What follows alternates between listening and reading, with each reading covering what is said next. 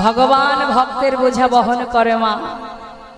পরম বৈষ্ণব মহাপ্রভুর লীলা আপনারা শুনেছেন, গোবিন্দের লীলাও শুনেছেন, কিন্তু ভক্তের লীলা এমন বড় ভক্ত, স্বয়ং ভগবান ভক্তের জন্য দুধ এনেছে, খেয়ে নাও।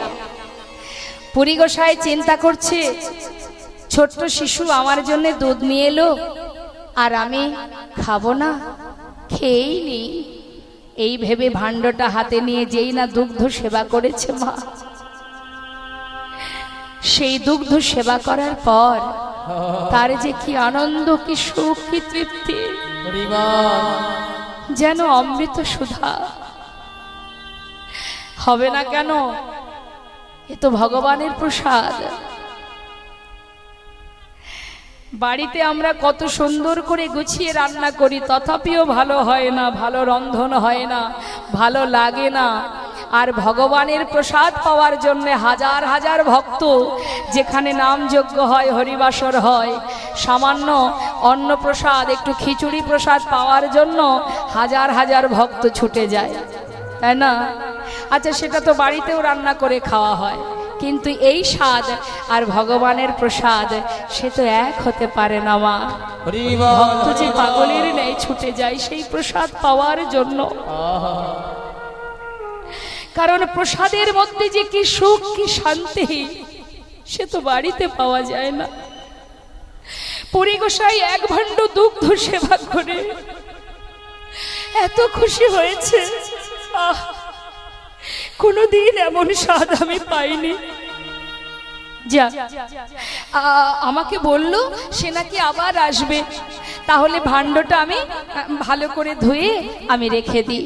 যমুনার জলে ভালো করে ধুয়ে পরিষ্কার করে সেটাকে রেখে পুরী গোসাই এক দৃষ্টিতে তাকিয়ে আছে। বিকেল গড়িয়ে সন্ধ্যা হয়ে যায়, সে তো আসে না, চেয়ে আছে। ও যে বলল আসবে, কখন আসবে ও? দেখতে দেখতে রাত হয়ে যাচ্ছে মা। পুরী গোসাইয়ের চোখ বন্ধ হয়ে যাচ্ছে, নিদ্রা আসছে, কিন্তু তথাপিও জেগে আছে। কেন? যদি ঘুমিয়ে পড়লে এসে নিয়ে চলে যায়, ওকে তো আর দেখতে পাবো না। তাই তাকিয়ে আছে। তাকিয়ে থাকতে থাকতে যখন মধ্যরাত, আর পারল না। এবার ওই বটবৃক্ষের তলায় পুরী গোসাই নিদ্রা গেছে। নেতায় গৌর হরিব। যেই না নিদ্রায় গেছে, হঠাৎ মধ্যরাত স্বপ্ন দেখাচ্ছে। মাধব, মাধব, কে? মাধব, আমি দয়াময়।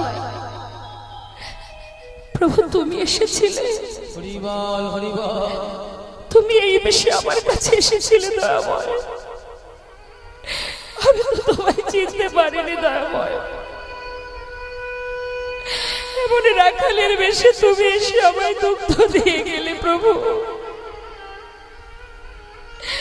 করুণাময়, দয়াময়, আমি তোমায় সেবা দিতে পারি না, আর তুমি এসে আমায় সেবা দিয়ে গেলে দয়াময়, করুণাময়। তুমি যে আবার আসবে বলেছিলে, আর এলে না কেন? বলো প্রভু, তুমি কেন এলে না? মাধব,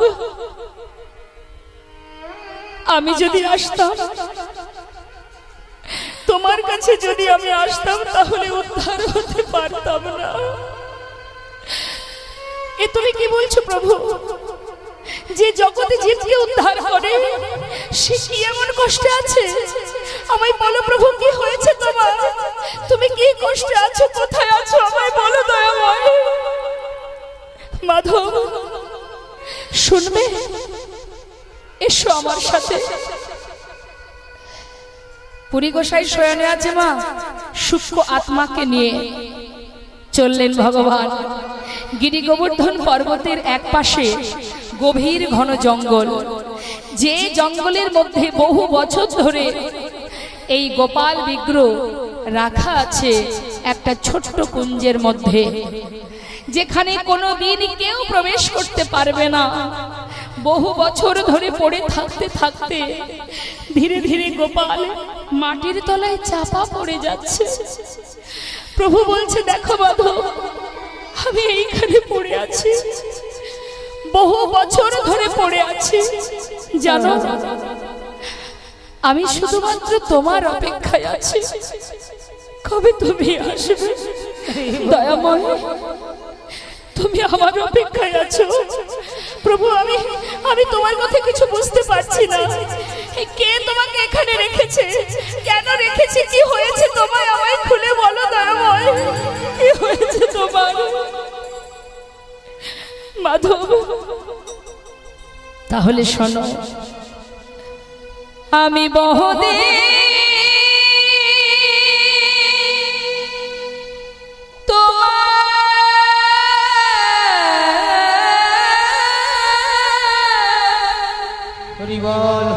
পথ করি নিরীক্ষণ, কবে আসবে মাধব আমার করিবে সেবা। আমি বহুদিন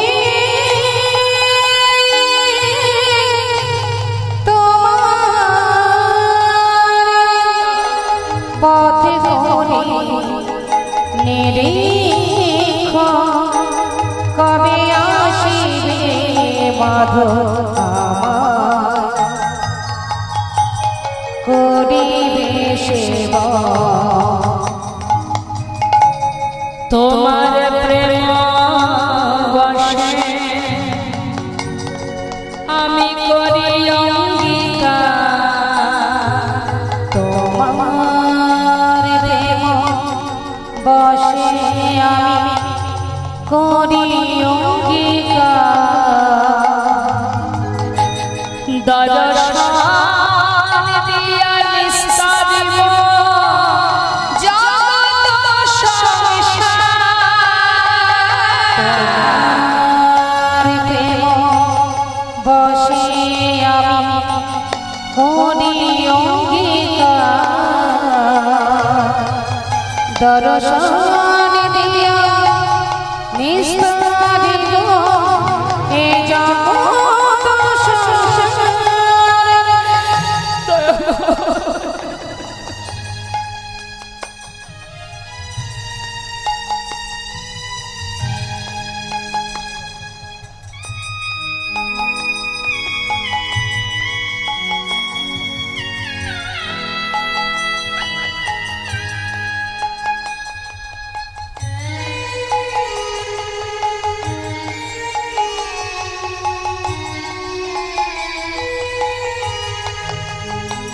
হে দয়াময়,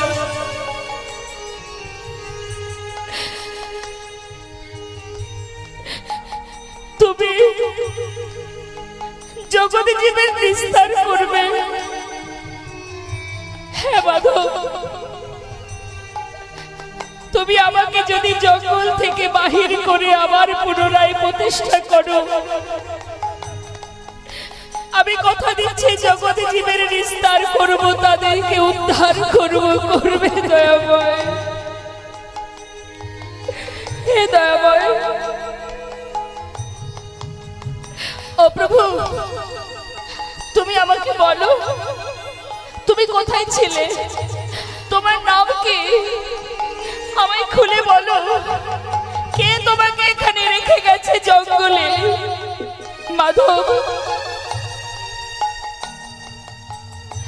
বহু বছর ধরে আমারই এক ভক্ত আমাকে জঙ্গলে রেখে বলেছিল, প্রভু তুমি এখানে থাকো, জীবনে যদি বেঁচে থাকি আমি আবার তোমায় প্রতিষ্ঠা করব। জানো মাধব, সে আর আসেনি।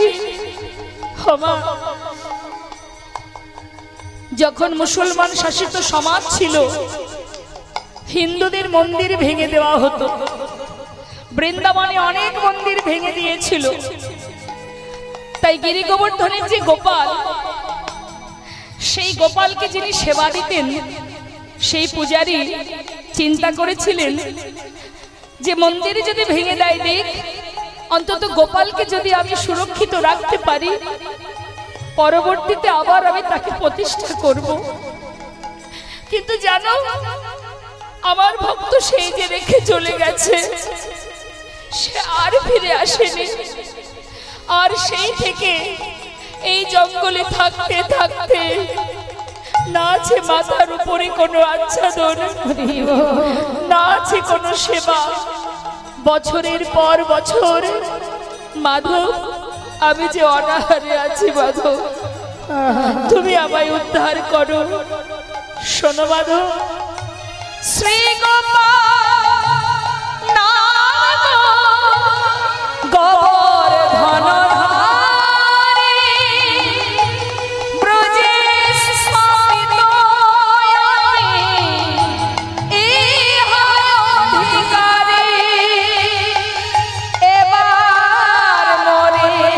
উদ্ধার করো মাধবেন্দ্রপুরী, মাধবেন্দ্রপুরী, মাধবেন্দ্রপুরী, মাধবেন্দ্রপুরী। এবার মনে উদ্ধার করো মাধবেন্দ্রপুরী, মাধবেন্দ্রপুরী, মাধবেন্দ্রপুরী।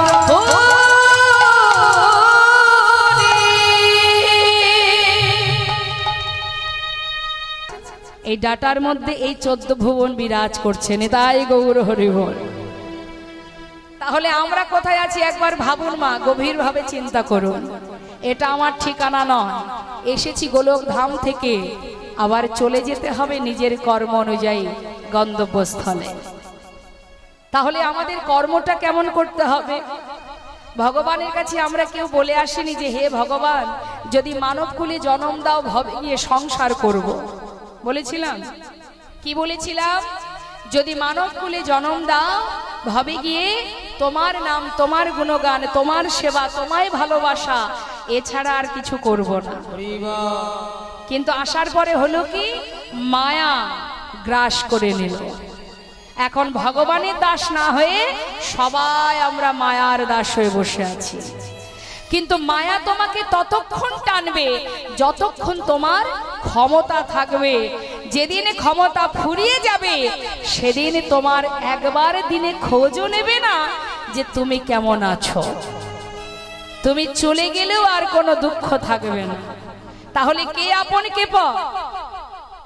আপন কে পর কে? মহাভারতে মাতা দ্রৌপদীর যখন বস্ত্রহরণ হয়েছিল, মায়েরা জানেন রাজসভাতে যারা ছিলেন সবই তো তার ঘরের মানুষ ছিল না। 5 পাণ্ডব ছিল, সবার কথা বাদ দিলাম, 5 স্বামী তো ছিল কি, তাই না?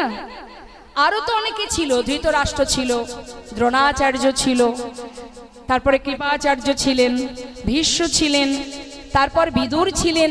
সবাই তো ঘরের মানুষ। নিজের বস্ত্রটা হাতে করে নিয়ে সবার কাছে নারীর মর্যাদা রক্ষা করার জন্য, নারীর সম্মানকে রক্ষা করার জন্য সবার পায়ে ধরে কেঁদেছিল। কেউ কি এসেছিল? 5 পাণ্ডব এসেছিল, সবাই তো ঘরের লোক, কেউ তো আসেনি। মা, তোমাকে কে রক্ষা করবে?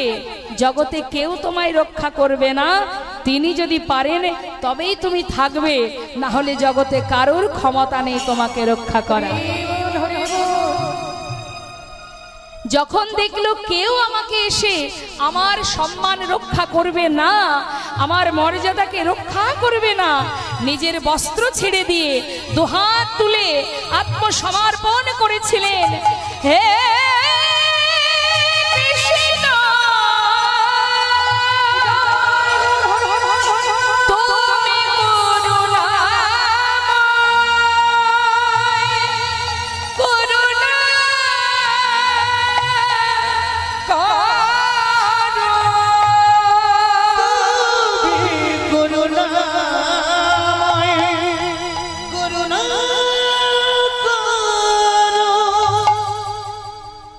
হাজার হাজার বস্ত্র অঙ্গে ধারণ করিয়েছিলেন। সারা জীবন দুঃশাসন টানলেও ফুরাতো না মা। তাই রাখে হরি মারে কে, মারে হরি রাখে কে। জগতে সেই আছে তোমার সুখে দুঃখে ভালো মন্দে, আপদে বিপদে সর্বদাই তোমার পাশে ছায়ার মতো আছে। তুমি দেখতে পাচ্ছ না, এটা তোমার দুর্ভাগ্য যে তুমি তাকে দেখতে পাচ্ছ না। সবাই তোমায় ছেড়ে চলে গেলেও সে কোনোদিন তোমায় ছেড়ে যাবে না, কারণ আমরা আর কারোর নই, আমরা তার। তাই সেই আমাদের সব। এটা যেদিন আমরা বুঝবো মা, যেদিন নিজেকে জানতে পারবো, বুঝতে পারবো যে আমি কে, সেদিন তোমার ভজনের পথ পরিষ্কার হয়ে যাবে। কে আমি বলুন তো, আমি কে? ও মা আমার দিকে তাকান। এই যে হাত, এই হাত দুটো কি আমি? আমার। পা আমি। দেহটা কি আমি? বলি এগুলো, যে এগুলো আমি বলি, আমরা কি বলি? আমার দেহ, আমার হাত, আমার পা। তাহলে সবই যদি আমার হবে, তাহলে আমি কোথায়? এটা হচ্ছে মা মূল বিষয়, মূল তত্ত্ব, যে আমি কোথায়। আমার দেহটাকে টুকরো টুকরো করলে খুঁজে পাবেন না যে এর মধ্যে আমি কোথায় আছি। দেখা যাবে? তাহলে আমি মানে কি? এই যে শ্বাস, যেটা চোখে দেখা যায় না, যার কোনো রং নেই, যার কোনো মৃত্যু নেই, যার কোনো ক্ষয় নেই, যেটা তার অংশ, যেটা তার শক্তি, তিনি আছেন আমার মধ্যে, তাই এই দেহটা আছে। যেদিন আমি থাকবো না, অর্থাৎ প্রভুর দেওয়া শক্তি, যেটা আমি স্বয়ং, আমি আজ দাঁড়িয়ে আছি, যে শক্তির জোরে আমি দাঁড়িয়ে আছি, যে শক্তির জোরে আপনারা কৃষ্ণ কথা শ্রবণ করছেন, যে শক্তির জোরে আপনারা দেখছেন, হরি নাম গাইছেন, এই যে শক্তিটা, এটাই হলো শুধুমাত্র আমি। আমি মানে তার অংশ। হ্যাঁ, সবাই মিলে একবার আমরা করুণাময় প্রেমময় গৌর হরির আনা সেই মধুমাখা হরিনাম উচ্চস্বরে সবাই গাইব, তারপরে আমরা লীলায় চলে যাব। কেমন? সবাই মিলে দুটি বাহু তুলে, হাত তুলতে হবে, প্রত্যেককে তুলতে হবে। এই সুযোগটা নষ্ট করবেন না, কারণ সময় চলে গেলে নাও পেতে পারি আমরা। কে জানে কার হাতে কতটুকু সময় আছে। অবহেলা নয়, অলসতা নয়। তুলুন সবাই হাত, প্রত্যেকে তুলবেন, ফাঁকি দেবেন না। আমার ফাঁকি দিলে দুঃখ নেই, যার ফাঁকি তাকেই পড়তে হয়। ঠিক আছে? তুলুন সবাই হাত। হাতে তালি দিয়ে আমি গাইবো, আমি শেষ করলে আপনারা গাইবেন। কেমন? জোরে জোরে গাইবেন তো, উচ্চস্বরে গাইবেন, গলা ছেড়ে হরি নাম করবেন। হরে কৃষ্ণ হরে কৃষ্ণ, কৃষ্ণ কৃষ্ণ হরে হরে, হরে রাম হরে রাম, রাম রাম হরে হরে, হরে কৃষ্ণ হরে।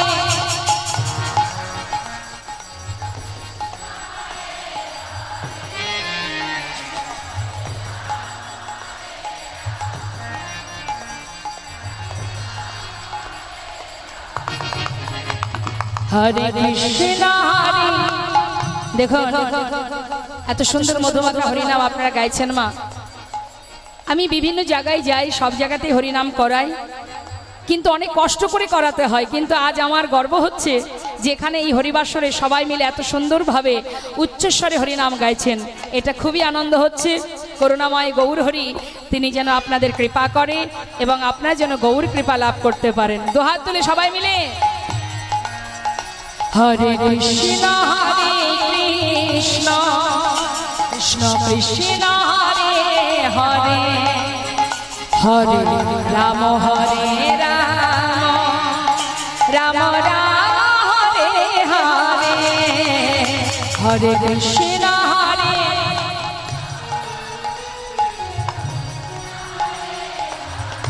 বাবা হরি বল।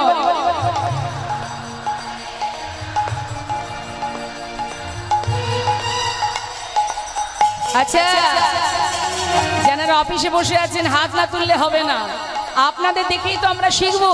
তুলুন হ্যাঁ সবাই মিলে, হরে কৃষ্ণ হরে কৃষ্ণ কৃষ্ণ কৃষ্ণ হরে হরে হরে রাম হরে বলুন হরে কৃষ্ণ।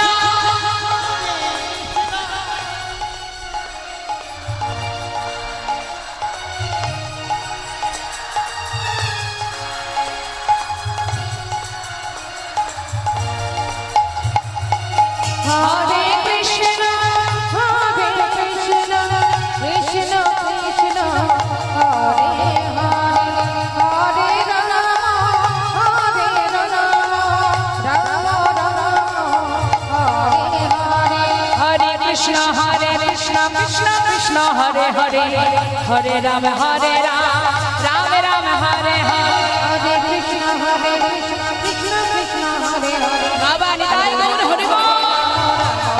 হরে কৃষ্ণ কৃষ্ণ কৃষ্ণ হরে হরে হরে রাম হরে রাম রাম রাম হরে হরে।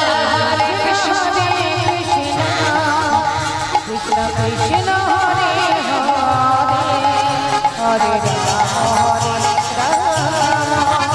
রাম রাম হরে হরে কৃষ্ণ হরে কৃষ্ণ নিতাই গৌর হরি বল। হরে রাম রাম রাম হরে হরে। হরে কৃষ্ণ কৃষ্ণ কৃষ্ণ হরে হরে হরে রাম রাম রাম হরে হরে হরে কৃষ্ণ কৃষ্ণ হরে হরে হরে রাম হরে রাম। রাম রাম হরে হরে। জয় রাধে শ্যাম, জয় নিতাই, জয় গৌর। পুরো ড্রাই করো না তো। আমরা এবার লীলার দিকে যাব মা, মহাজনের চরণে প্রণাম জানিয়ে। আর সেই সাথে একটা কথা বলবো, এত সুন্দর একটা ভক্তের আসর, ভক্তির আসর, হরিবাসর। এই হরিবাসরে অগণিত ভক্ত সমাগম এবং রাধা মাধবের সেবা, নিতাই গৌরের সেবা। আর এই সেবা তো একার দ্বারা সম্ভব নয়। আর যদি কারোর একার দ্বারা সম্ভব হয়েও থাকে, ভগবান বিশ্বব্রহ্মাণ্ডের মালিক, কেউ যদি মনে করে যে আমি কারোর কাছ থেকে ভিক্ষা না করে নিজে ভগবানের সেবা দেব, তাহলে সেই সেবা ভগবান কখনো গ্রহণ করেন না। তাই ভিক্ষা হচ্ছে দীনতা প্রকাশ, ভিক্ষা করতে হয়। কমিটির ভক্তবৃন্দ আপনাদের কাছে যাচ্ছে, সবাই মিলে যাচ্ছে আপনাদের কাছে ভিক্ষার ঝুলি নিয়ে। ভগবানের সেবার জন্য আপনারা দান করবেন প্রাণ ভরে, যেন আপনারা বঞ্চিত হবেন না। এটাই কিন্তু শ্রেষ্ঠ দান, উত্তম দান, সাত্বিক দান। কেমন? সবাই দান করবেন, দিও কিঞ্চিত না করিও বঞ্চিত। যাচ্ছে সবার কাছে, সবাই মিলে দান করবেন। এই দান উত্তম দান, শ্রেষ্ঠ দান। তবে একটা কথা বলবো আপনাদের কাছে, কখনো যেন দানের সাথে সাথে কিছু চেয়ে বসবেন না। কেমন? দান করবেন ভগবানের সেবার জন্য, হে প্রভু যেন তোমার সেবায় লাগে, এই মনোভাব নিয়ে দান করবেন। ঠিক আছে? কিচ্ছু চাইবেন না, চাওয়ার কোনো দরকার নেই। ঠিক আছে? যেন এইটুকু চাইবেন, প্রভু যেন তোমার চরণে ভক্তি থাকে, মতি থাকে, তোমায় ভালোবাসতে পারি। জয় নিতাই, জয় গৌর।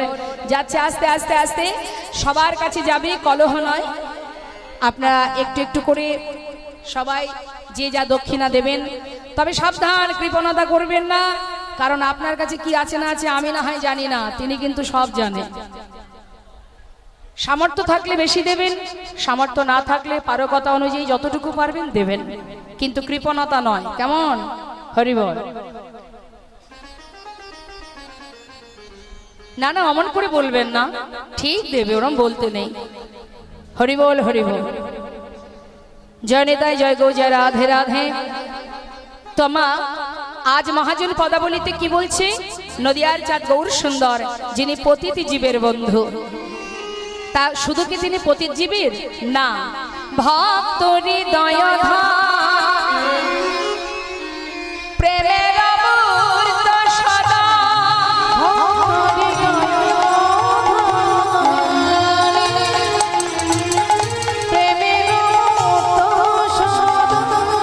ও সে ভালোবাসে আপনা ভিতরে, ভালোবাসে আপন ভিতরি, ভালোবাসে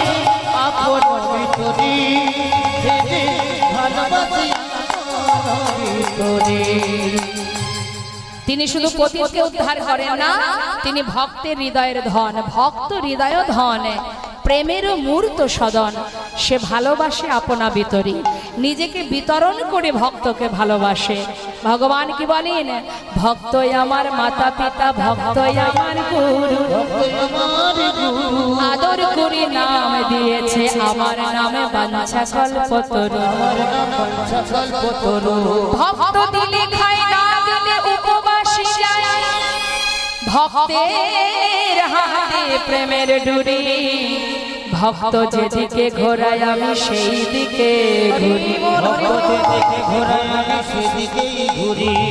আপনি পারবেন না ভগবানকে নাচাতে, ঘোরাতে, খাওয়াতে, মারতে, শাসন করতে, যদি সেই ভক্ত আপনি হতে পারেন। হরি বল। শুনবো আমরা সেই মহান লীলা, সেই পরম বৈষ্ণব পরম ভক্তের সেই মহিমা, সেই লীলা আস্বাদন করব আমরা। আসুন, যে মহাজনী পদাবলী আমরা শ্রবণ করলাম, সেই মহাজনের চরণে প্রণাম জানাবো। যে ভক্তের জন্য স্বয়ং ভগবান নিজে চুরি করে রেখেছিলেন ক্ষীর ভক্তকে দেবে বলে। ভগবান ভক্তের জন্য ক্ষীর চুরি করেছে। মহাজন কি বলছে পদাবলীতে? ভক্ত জাগিছিল গোপালের দিতে ভক্তের জাগিছিল গোপালের দিতে আহা নিজে করে ক্ষীরের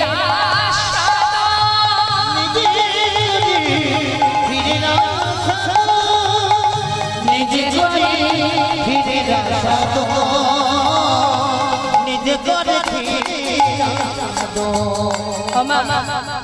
আপনারা এখানে লীলা শুনতে শুনতে আপনার মনের মধ্যে কোনো না কোনো আশা জাগতেই পারে গোবিন্দের জন্য, যে আজ অমুক দিন অমুক জায়গায় কীর্তন শুনেছিলাম, সেই কীর্তনে একটা কথা বলেছিল, আমি যদি আমার গোবিন্দের জন্য করতে পারি, মনে জাগতেই পারে। আর মনের খবর জানে কে? যিনি অন্তর্যামী। এখন এক ভক্তের মনে জেগেছে যে যদি আমি ক্ষীরের স্বাদ পাই তাহলে গোপালকে ভোগ দেব।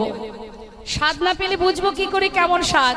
এই মনে মনে যেই না ভেবেছে, ভগবান চতুরের শিরোমণি তিনি কি করলেন? কারে তারে কি কৌশলে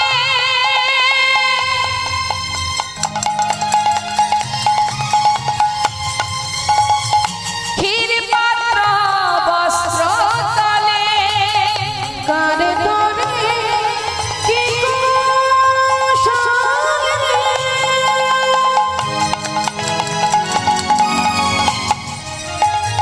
ক্ষীর পাত্র বস্ত্র তলে লুকাইলেন লুকাইলেন প্রভু গোপীনাথ। প্রভু গোপীনাথ, লুকাইলে প্রভু গোপীনাথ, লুকাইলে প্রভু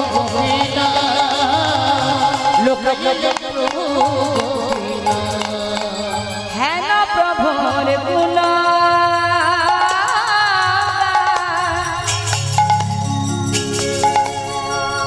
যদি গাইতে চাহে প্রাণ, আর হেন প্রভু গুণগান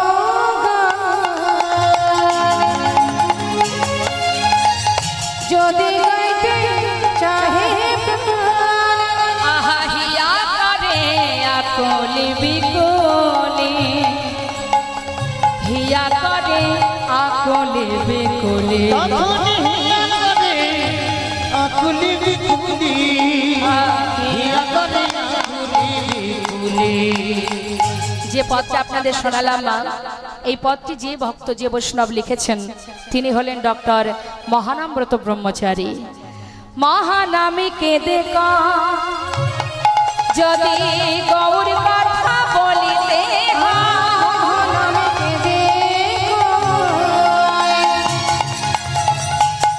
যদি গৌর কথা বলিতে হয় তোমরা আগে মাথা ভক্ত পদ ধুলি, তোমরা আগে মাথা ভক্ত চরণ ধুলি আগে মাখো ভক্ত পদ ধুলি, আগে মাখো ভক্ত পদ ধুলি। ধুলি আমার প্রভুর গুণ কথা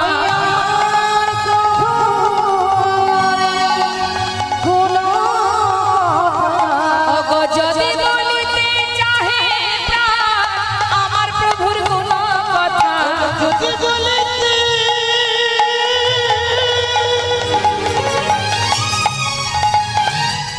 ওই চাহিদা আমার প্রভু গুণের কথা যদি বলিতে চাহে প্রাণ ভক্ত পদ ধুলি অঙ্গে মাখো হৃদয় গহরে ধুলি অঙ্গে মাখো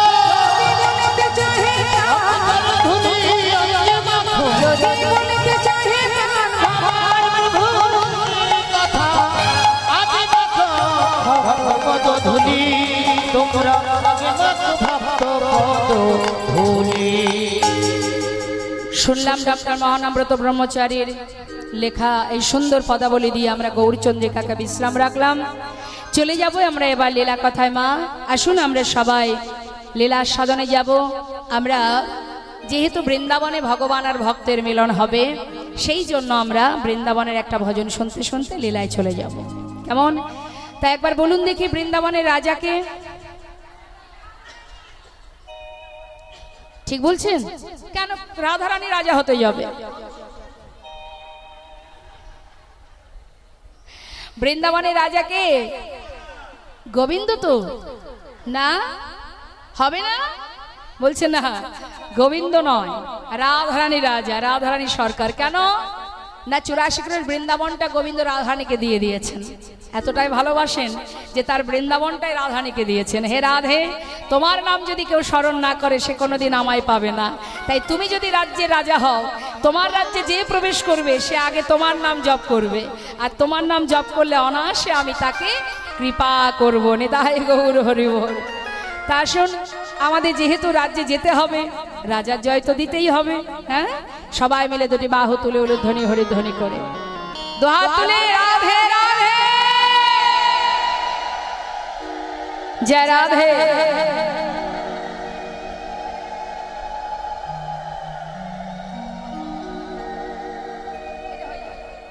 জয় রাধে রাধে। বৃন্দাবন ধাম আচ্ছা আচ্ছা জপে রাধে রাধে। সবাই মিলে হাতে তালি দিয়ে জয় রাধে রাধে শ্যাম।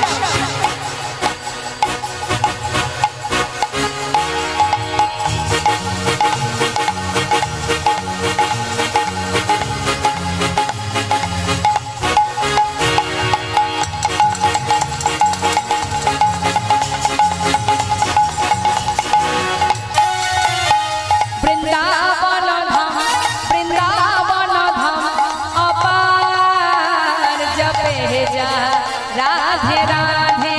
হাই বৃন্দাবন ধাম বৃন্দাবন ধাম অপার জপে যা রাধে রাধে জপে যা রাধে রাধে ভজে যা রাধে রাধে জপে যা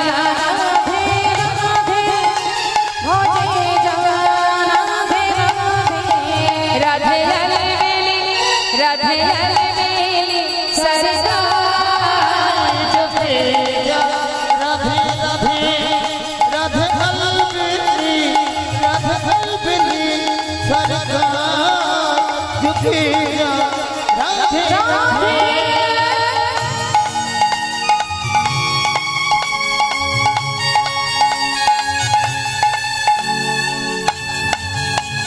রাধা রানী কি বৃন্দাবন ধাম কি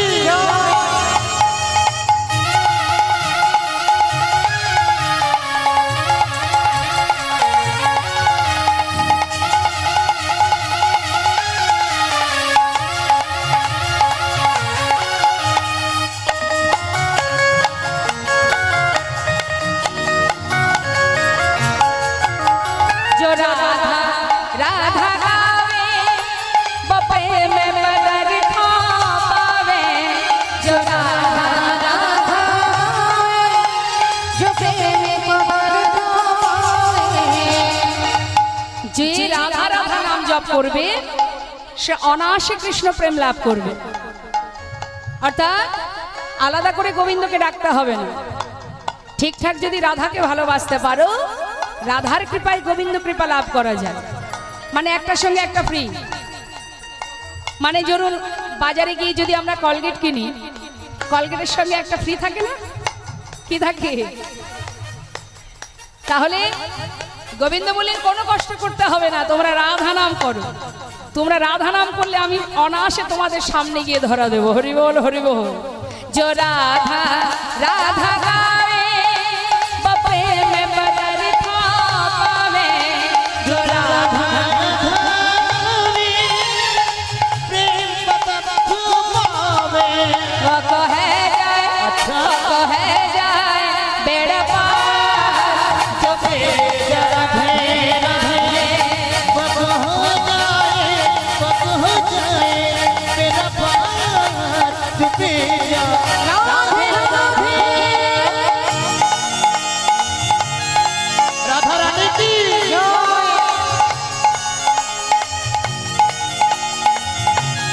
गाय घाटा की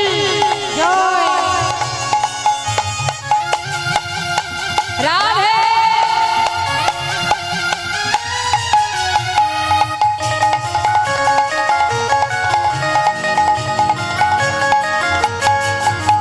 जो राधा नामी न हो तो रस राज बेचारा रता, जो राधा नामी न हो रस राज बेचारा रता।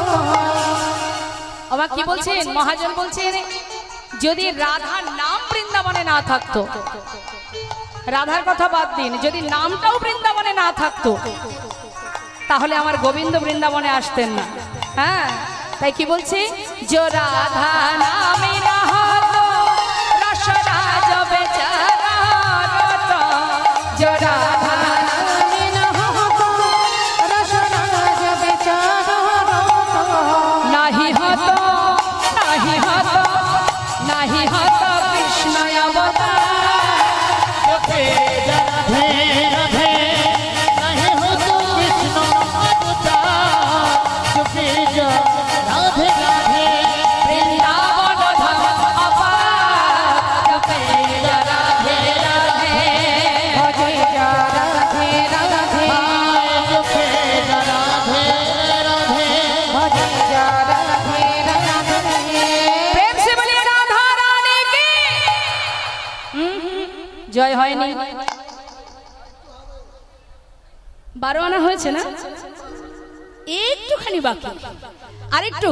হ্যাঁ, জোর সে এমন ভাবে জয় দেবেন যেন একেবারে সোজা গোলক ধামে পৌঁছে যায়। প্রেম সে বলিয়ে রাধা রানী কি, শ্যাম সুন্দর কি, বাঁকে বিহারী লাল কি, যমুনা মা কি, রাধা রানী কি, বৃন্দাবন ধাম কি। রাধে রাধে রাধে রাধে।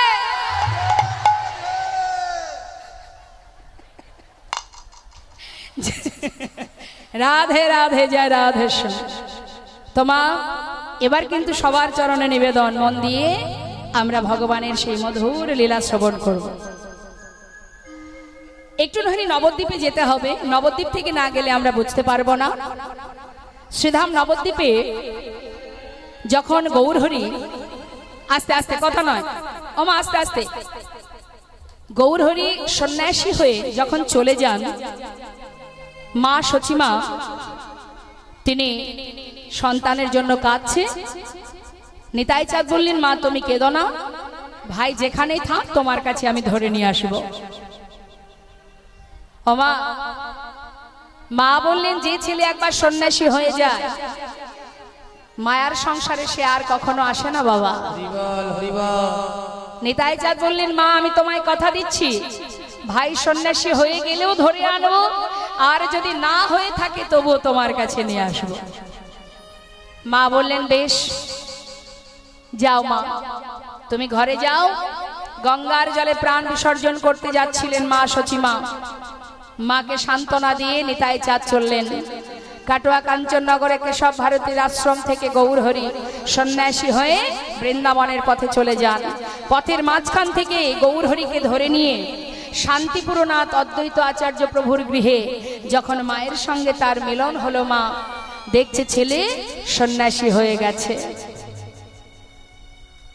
নিমাই সন্ন্যাসী হয়েছে দেখে মা কাঁদছে, অঝর নয়নে তার বুক ভেসে যায়। সন্তান বলে উঠলেন, মা তুমি কাঁদছো? আমি সন্ন্যাসী হয়েছি, তোমার ইচ্ছা নেই, তোমার মত নেই। বেশ মা, তুমি যদি আমায় বলো আমি সন্ন্যাসী ত্যাগ করে তোমার সাথে নবদ্বীপে ফিরে যাব।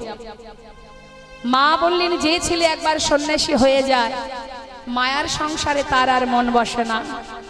তুমি যখন সন্ন্যাসী হয়ে গেছো, মিশ্র কুলবংশে আমি বেঁচে থাকতে এমন অকল্যাণ হতে দিতে পারবো না। হয়েছ যখন আমি তোমায় বাধা দেব না। মা তাহলে তুমি অনুমতি করো আমি বৃন্দাবনে চলে যাই। মা বললেন, বাবা সন্ন্যাসী হয়েছ ঠিক আছে, অন্তত কাছে কাছে যদি থাকো, অন্তত সন্তান হারা যন্ত্রণা থেকে তো একটু শান্তি পাবো। তুমি একটু কাছে কাছে থাকো।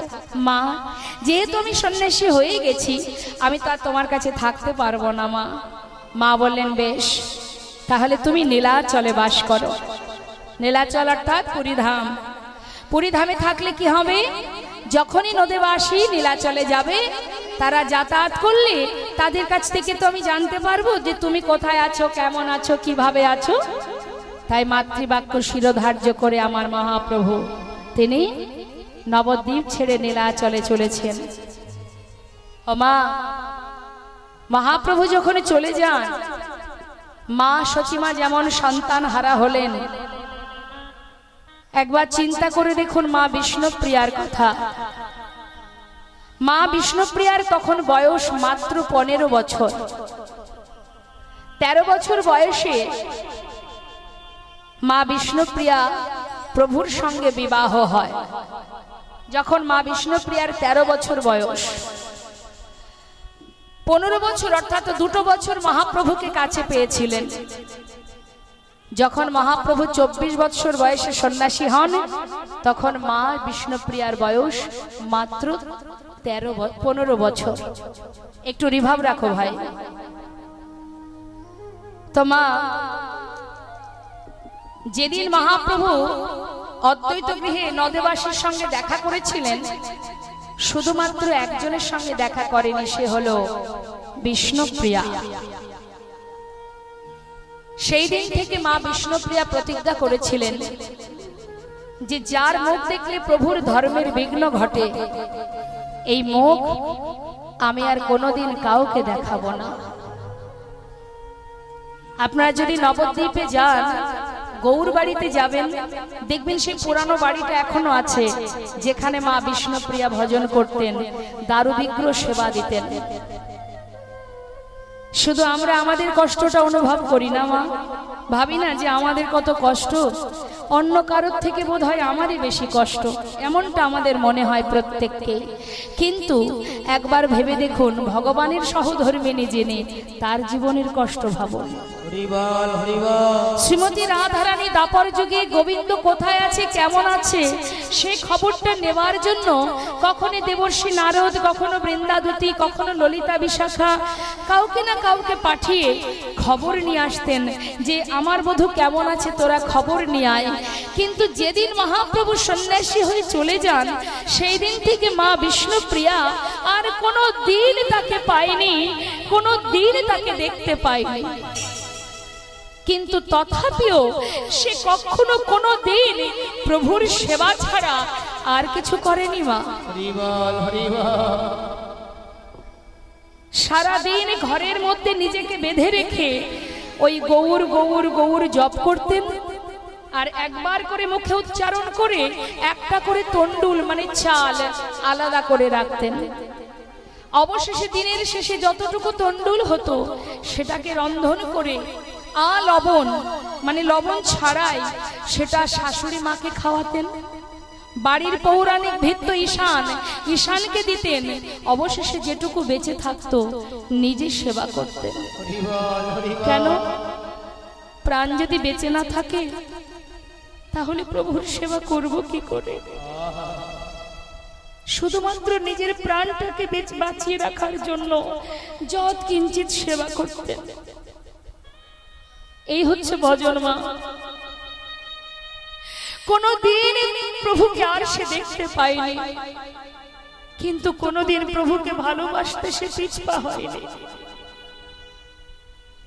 চিরতরে চলে গেলেন মহাপ্রভু। আর যখন চলে গেলেন মা, নবদ্বীপের যারা সর্বদাই প্রভুর কাছে থাকতেন, নবদ্বীপের পথে পথে গৌর হরি যখন হরিনাম গাইতেন, প্রভুর সাথে যে সকল ভক্তরা ছিলেন তারা বলে উঠলেন, দয়াময়, তুমি যদি নবদ্বীপ ছেড়ে চলে যাও তাহলে আমরা কি নিয়ে থাকবো? তাই তোমার সাথে আমরাও যাব। মহাপ্রভু অনেক বাধা দিলেন যে তোমরা যেও না, কিন্তু কোনো কথাই শুনলেন না তারা। কারণ তারা এটাই ভাবলেন, মা, ভগবান যদি চলে যায় আমরা বা কি নিয়ে বেঁচে থাকবো।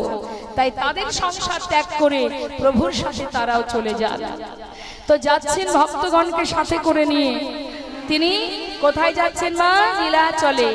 নবদ্বীপ থেকে যাত্রা করেছে নীলাচলের পথে। তো যাচ্ছে কেমন ভাবে? বৈষ্ণব মহাজন বললেন, অগণিত ভক্তবৃন্দ প্রভুর সাথে যাচ্ছে, সবার মুখে কৃষ্ণ নাম, হরি নাম, গৌর নাম। আমাদের কলির ভগবানকে, কলির ভগবানকে জোরে বলুন, মহাপ্রভু। যাক বাবা, ঠিকই বললেন। তাহলে আজ আমার মহাপ্রভু ভক্তগণকে নিয়ে যাচ্ছে। মহাজন পদাবলী লিখছেন, কারা কারা যাচ্ছে জানো? পণ্ডিত জগদানন্দ নিত্যানন্দ রায়, পণ্ডিত জগদানন্দ নিত্যানন্দ রায়, পণ্ডিত জগদানন্দ নিত্যানন্দ রায়, পণ্ডিত জগদানন্দ নিত্যানন্দ রায়। যেই না চূড়াটা পড়েছে মাথার উপরে মহাপ্রভু, চূড়াটা বুকের মধ্যে করে নিয়ে গোপীনাথ মন্দিরের সামনে যে জগমোহন, অর্থাৎ যেটাকে বলা হয় নাট মন্দির, যেমন আপনারা এখানে বসে আছেন, তা ঠিক ওই জগমোহনে ভক্তগণকে চারিপাশে নিয়ে মহাপ্রভু মাঝখানে বসলেন। মা মাঝখানে বসে ভক্তগণকে বলছে, ভক্ত, তোমাদের কাছে একটা কথা জিজ্ঞাসা করি। এই যে গোপীনাথ মন্দির, এই যে গোপীনাথ, সে কেন এত প্রতিষ্ঠা পেল? কেন তার নাম, সে কেন জগৎ বিখ্যাত? তোমরা বলতে পারো? ভক্তগণ বললেন, ও প্রভু, আমরা কি করে জানবো? যেমন এখানে আমার মায়েরা, যারা এখনো গোপীনাথ মন্দিরে যাননি, তাহলে জানবেন কি করে? এখন ভক্তগণ বলছে, প্রভু তুমি আমাদের বলো, তবে তো জানবো। বলছে, শোনো, এই গোপীনাথ জগৎ বিখ্যাত আমার দাদু গুরুর জন্য। নিতাই গৌর হরি।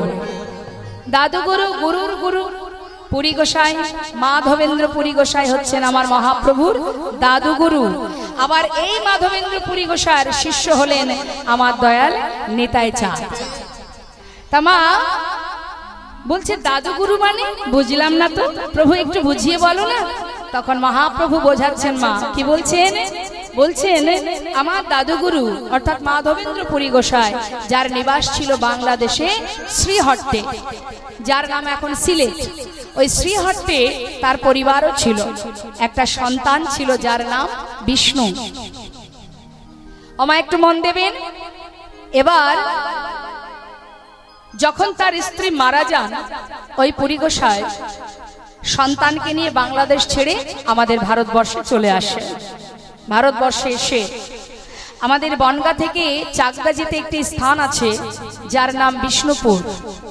ওই বিষ্ণুপুর একটি আশ্রমে পুরী গোসাই তার সন্তানকে, তার পুত্রকে সেই আশ্রমে দান করে দেন, যে আমার সন্তানকে আশ্রমে রেখে দিলাম, এখানেই ভগবানের সেবা দিতে দিতে সন্তান যেন বড় হয়।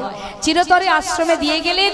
আর ওই ছেলের নাম ছিল বিষ্ণু, যার কারণে ওই জায়গাটির নাম হলো বিষ্ণুপুর। তার সন্তানকে দিয়ে দিলেন।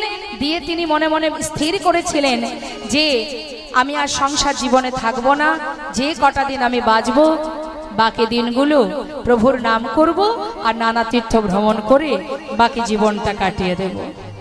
সন্ন্যাসী হয়ে ওই পুরী গোসাই নানা তীর্থ ঘুরতে ঘুরতে অবশেষে আসে মা বৃন্দাবনে। নিতাই গৌর হরি বল।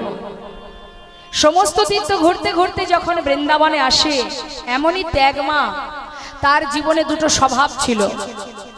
এই মাধবেন্দ্র পুরী গোসার দুটো স্বভাব ছিল। এক স্বভাব, তিনি অযাচক বৃত্তি পালন করেছিলেন। অযাচক বৃত্তি মানে জীবনে কোনোদিন কারোর কাছে কিছু চেয়ে খেতেন না। কেউ যদি ভালোবেসে তাকে কিছু দিতেন, সেটাই তবে সেবা করতেন। এই ছিল একটা কারণ। আর দ্বিতীয়, তিনি সদা সর্বদাই অহর্নিশি প্রভুর নাম জপ করতেন। এখন আপনারা বলতেই পারেন যে অহর্নিশি কি করে ভগবানের নাম হয়? জেগে থাকলে ভগবানের নাম হয়, কিন্তু ঘুমিয়ে পড়লে ভগবানের নাম করা যায়? আপনারা কি বলেন মা, ঘুমিয়ে থাকলে ভগবানের নাম হয়? হয় না। বাহ, কিন্তু শাস্ত্রে বললেন হয়। কেন হবে? আপনি যেটা অভ্যাস করবেন, প্রতিনিয়ত যেটা অভ্যাস করবেন। একটা সাধারণ আপনাদের কাছে উদাহরণ দিই। সারাদিন কোনো কিছু একটা নিয়ে চিন্তা করবেন, একটা জিনিস নিয়ে সারাদিন ভাববেন, রাত্রে ঘুমিয়ে থাকবেন, চোখের পাতা বন্ধ থাকলেও আপনার মস্তিষ্ক তো ঘুমাবে না, সে কিন্তু সেই চিন্তা আপনি স্বপ্নের মধ্যেও আপনি দেখতে পাবেন। অর্থাৎ যারা ভগবানকে ভালোবাসে, যারা অহর্নিশি সদা সর্বদাই প্রভুর নাম করে, তাদের এমনই অভ্যাস হয়ে যায় মা, তারা নিদ্রায় নিদ্রিত থাকলেও তার ইন্দ্রগুলো ভগবানের সেবা করতেই থাকে। ও মা, বেশি না, 15 দিন একটানা মালা জপ করবেন, মুখে হরিনাম মহামন্ত্র জপ করবেন। যারা করেন আমি তাদের কথা বাদ দিচ্ছি, যারা করেন না, তাই জপের মালা হাতে নিয়ে একটানা 15 দিন হরিনাম করার পর 16 দিনের দিন যদি জপের মালা হাতে নেওয়ার সময় আপনার না হয়ে ওঠে, দেখবেন হাতে জপের মালা না থাকলে কি হবে? আপনি কাজে ব্যস্ত, কিন্তু আপনার জিহ্বা সে কিন্তু হরিনাম করতে শুরু করে দেবেন। এদাই গৌর হরি। আপনি বুঝতেই পারবেন না কখন আপনার ঠোঁট, আপনার জিহ্বা হরিনাম গাইতে শুরু করেছে। এটা হলো অভ্যাস। যে যেটা অভ্যাস করবে অহর্নিশি, সেটাই কিন্তু শক্তিশালী হয়ে যাবে। একজন বৃদ্ধ বাবা 40 বছর ধরে গ্রামে গ্রামে শাখা বিক্রি করে। তার মুখের বাণী একটাই, মা শাখা আছে, শাখা নেবে গো, পাড়ায় পাড়ায় ঘুরে বেড়ায়। দেখতে দেখতে 40 বছর হয়ে গেছে, বৃদ্ধ হয়ে গেছে, তথাপিও তার যতটুকু ক্ষমতা, মাথায় শাখা নিয়ে গ্রামে গ্রামে যাচ্ছে। হঠাৎ গ্রাম পার করে একটা ফাঁকা মাঠের মধ্যে দিয়ে যাচ্ছে, আর মুখে বলেই যাচ্ছে শাখা আছে, শাখা নেবে গো। এখন এক ভদ্রলোক বলছে, এই যে ও বাবা, এখানে তো কোনো লোকজন নেই, এখানে কোনো ঘর বাড়ি নেই, তুমি এখানে চিৎকার করছো কেন? আগে গ্রামে যাও, তারপরে না হয় বলবে। তখন সেই বৃদ্ধ বাবা বললেন, ওরে 40 বছর ধরে এই মুখে ওই শাখা আছে, শাখা নেবে গো বলতে বলতে এমন অভ্যাস হয়ে গেছে, এটা ফাঁকা জায়গা না লোকালয় সেদিকে আমার খেয়াল নেই, আমার জিহ্বা সে তার কাজ করে যাচ্ছে। তাই এটা হচ্ছে অভ্যাস মা। হ্যাঁ, আজ সারাদিন সারা রাত পুরী গোসাই নামের মধ্যে ডুবে থাকে। বৃন্দাবনে এসে রাধাকুণ্ড, শ্যামকুণ্ড দর্শন করে গোবিন্দ কুণ্ডের পাড়ে এসে যখন পৌঁছালেন, তখন সন্ধ্যা হয়ে গেছে। কোন রকমে রাত পার করেছে মা। ভক্ত কাকে বলে একবার দেখুন, কাকে বলে? বৈষ্ণব। গাছের তলায় বসে আছে, প্রখর রোদ্দুর, প্রচন্ড ঝড়, প্রচন্ড বৃষ্টি, শীত, যাই হোক না কেন সব মাথার উপর দিয়ে বয়ে যায়। তার জীবনে একটাই ধ্যান, একটাই জ্ঞান, প্রভু ছাড়া আমার আর কেহ নাই। তা এখন মনে মনে চিন্তা করছে, সকাল হয়েছে তো, মনে মনে ভাবছে, তাই তো কেউ তো কিছু দিল না, অনাহারেই আছি, যা নাইবা দিল, তাতে কি আছে, বসে বসে প্রভুর নামই করি। আহা, নামেই যেন তার ক্ষুধা নিবারণ হয়, নামেই যেন তার তৃষ্ণা নিবারণ হয়। কেউ কিছু দিল না বলে তাতে কোনো দুঃখ নেই মা। সে আপন মনে বটতলায় বসে বসে প্রভুর নাম গাইছে। জয় রাধা রান, জয় কুঞ্জ বিহারী, জয় রাধা রমন, জয় কুঞ্জ বিহারী জয় রাধা রান জয় কুঞ্জ বিহারী জয় রাধা রমন জয় বিহারী হইলা নবীন নিরদয় জয় শ্যাম সুন্দর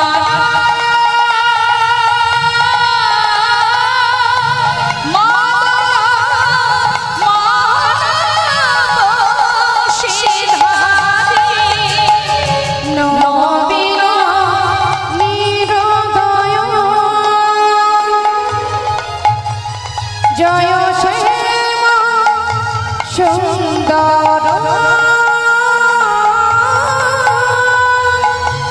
মদন মোহন বংশীধারী জয় রাধা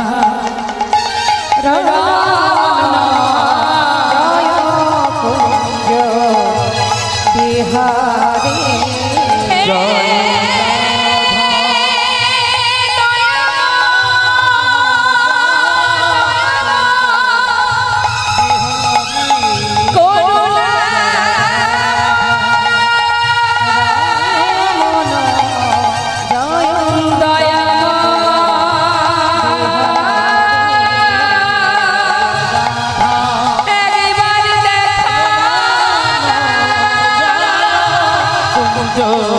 বিহারী জয় রাধা জয় কুঞ্জ বিহারী চোখটা যেই না খুলেছে মা, ভজন গাইতে গাইতে চোখটা খুলেই দেখছে সামনে একটা ছোট্ট বালক এক ভাণ্ড দুধ নিয়ে দাঁড়িয়ে আছে। হরিবল হরিবল চোখ মেলে জিজ্ঞাসা করছে, কে রে তুই? কে তুই আমার সামনে দাঁড়িয়ে আছিস? তোর হাতে এটা কি রে? ভগবান করুণাময় দুধের ভাণ্ড হাতে নিয়ে বলছে, আমি গো আমি। আমি মানে কোথা থেকে এসেছিস তুই? তোর হাতে ওটা কি আছে? হরিবল হরিবল তোমার জন্য দুধ এনেছি গো, না খেয়ে নাও। সেই সকাল থেকে না খেয়ে আছো। আচ্ছা তুমি ভিক্ষা করো না কেন? সবাই তো ভিক্ষা করে, তুমি কেন ভিক্ষা করো না? এই দেখো তোমার জন্য দুধ এনেছি, খেয়ে নাও। আচ্ছা আমি না খেয়ে আছি তুই কি করে জানলি? আমার ভক্তের মনে তো সাড়া দেবে। তুই কি করে জানলি যে আমি অনাহারে আছি? আমি জানবো না তো জানবে কি শুনি? যাকে যাক, না খেয়ে নাও। আরে বল না, তুই কি করে জানলি আমি অনাহারে আছি? শোনো গো, ওই ব্রজমাইরা যমুনায় জল নিতে এসেছিল, তারা ফেরার পথে বলা বলি করছিল তুমি নাকি সারাদিন না খেয়ে আছো, তাই তো তোমার জন্য দুধ এনেছি। নাও নাও, আর দেরি করো না, খেয়ে নাও দেখি, শিগগিরই নাও। আচ্ছা ওই ব্রজবাসী কি করে জানলো যে আমি অনাহারে আছি? হরি বল। আচ্ছা বালক, একটা কথা জিজ্ঞাসা করব। কে? বলছি যে তোর নাম কি রে? আমার নাম? চিন্তা করছে না, আমার নাম কি সে তো বলা যাবে না, একটু শাসন করতে হবে, বকতে হবে। হরে কৃষ্ণ। কি হয়েছে আপনাদের? হ্যাঁ, কেউ আসছে? কে আসছে? ও আচ্ছা, এখান থেকে যাতায়াত করছে। যারা সময় চলে গেলে আর পাওয়া যায় না মা। হ্যাঁ, অবহেলায় সময় নষ্ট করবেন না, একটু মন দিন, তাতে আপনারই মঙ্গল। বলছে বারবার একটার পর একটা প্রশ্ন করছে তো, তাই গোবিন্দ চিন্তা করছে নাম তো বলবোই না, এবার একটু বকবো, শাসন করব। এই যে শোনো, তোমার জন্য এত কষ্ট করে দুধ এনেছি, তুমি খেয়ে নাও। এত কথাই কাজ কি তোমার? নাম শুনে কাম কি তোমার? নাও খেয়ে নাও বলছি। ফের যদি নাম জিজ্ঞাসা করো, এক্ষুনি আমি তোমায় ছেড়ে চলে যাব। আরে না না, যাস না। কত সুন্দর দেখতে তোর, এমন সুন্দর একটি শিশু, কি মিষ্টি কথা। বলো, যাস না বাবা। আচ্ছা ঠিক আছে, আমি তোর নাম জিজ্ঞাসা করব না। আচ্ছা বলছি যে, বল না বাবা, তুই কোথা থেকে এসেছিস, মানে তুই থাকিস কোথায়? ভগবান চিন্তা করলেন অন্তত একটা প্রশ্নের উত্তর তো দিতে হবে। বলছে শুনবে? তাহলে শোনো। এবার বলছি কি মা, বালক কহে বালক কহে গোপয়ামি ওই গ্রামে বসি। ওই না বালক কহে গোপয়ামি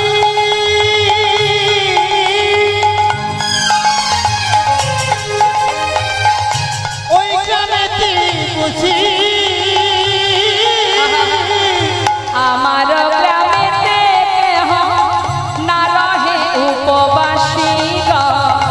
আমার গ্রামেতে কেহ না রহে উপবাসী। আমার গ্রামে বাস করে যে, আমার গ্রামে বাস করে যে, ও গো উপবাসী থাকে না সে। আমার গ্রামে বাস করে যে, অগয় উপবাস থাকে না সে। আমার গ্রামে বাস করে যে, আমার গ্রামেতে কেহ না রহে উপবাসী। আমার গ্রামেতে কেহ না রহে উপবাসী। সকাল থেকে না খেয়ে আছো, তাই তোমার জন্য দুধ এনেছি। আমার গ্রামে যারা থাকে কাউকে অনাহারে আমি রাখি না, তাই তোমার জন্য দুধ এনেছি, খেয়ে নাও। পুরী গোসাই ছোট্ট বালকের কথা শুনে মা তার হৃদয়টা জুড়ে যায়, যেন মনে হয় আহা, এত মিষ্টি কণ্ঠ, এত সুন্দর কথা বলছে, এত সুন্দর দেখতে, এমন সন্তান, এমন ছোট্ট শিশু যে এত কষ্ট করে আমার জন্য দুধ এনেছে। ওকে যদি একবার আমার কাছে পেতাম, একবার যদি বুকে জড়িয়ে ধরতে পারতাম। চিন্তা করছে তাই তো?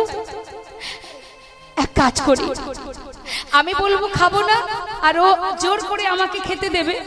অর্থাৎ যখনই আমার কাছে আসবে, ওকে একবার আমি বুকে জড়িয়ে ধরবো।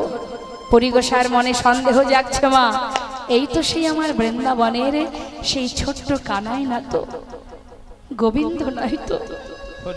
এই বলো, তুই আমার জন্য দুধ এনেছিস, আমি খাবো না। খাবে না? কেন খাবে না? খাও না। না খাবো না। খাও না, কত কষ্ট করে নিয়ে এলাম, তুমি খাবে না? খাও বলছি।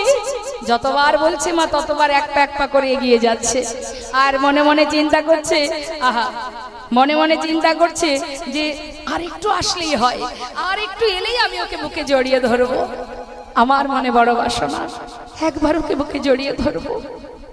অন্তরের খবর অন্তর্যামী জানতে পারলেন, আর যেই না জানতে পেরেছেন আর এক পাও বাড়ালেন না, সেইখানে দাঁড়িয়ে পড়লেন। ভাণ্ডটা রেখে বললেন, এই যে খাবে না তো? না খাবো না। সত্যি খাবে না? এই রইল ভাণ্ড, যখন মন চাই তখন খাবে।